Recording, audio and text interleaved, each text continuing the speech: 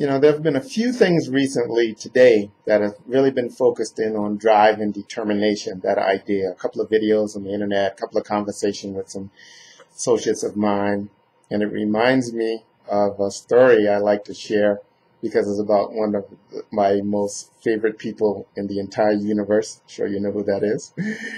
But when Jasmine was very small, I forget her age, but I want to think she was about 5 or so.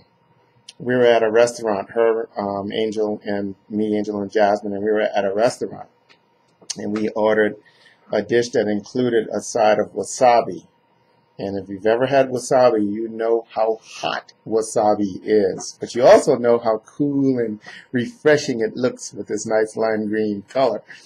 So we warned her. We said, Jasmine, this stuff is really, really hot. But you know how kids are and how inquisitive they are. So Jasmine proceeded to take her finger and put it in that wasabi. And she put that wasabi in her mouth. And you know what happened. Poof, inferno, right? Little nose started running. Her eyes watered up. And she was being burned up. But we just warned her. So she tried her best to maintain her calm. But then she tried to get me to do the same thing.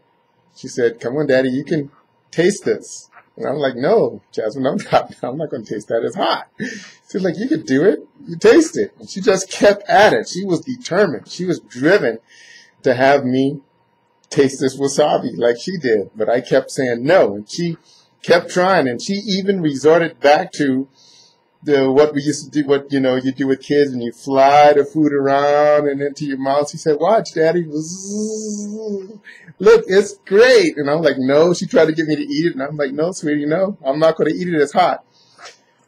But this young girl was so determined and so on a mission to get me to try it.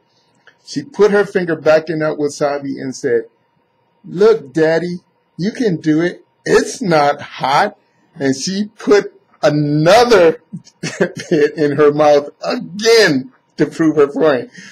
And her eyes watered up and her nose started running, and through her teary eyes she said, see, I told you. And she still tried to get me to try it. And I cracked up laughing. She was so determined. And I still didn't try it, though. But it was hilarious. And I had to admit that was a very proud moment for me, realizing, wow, this kid is determined. She's going to probably make it okay in this world if she can keep that. And I guess my question to you is, how many things are you that determined to do, that determined, committed to doing, that you will make yourself cry over? I had to tie it in there somehow.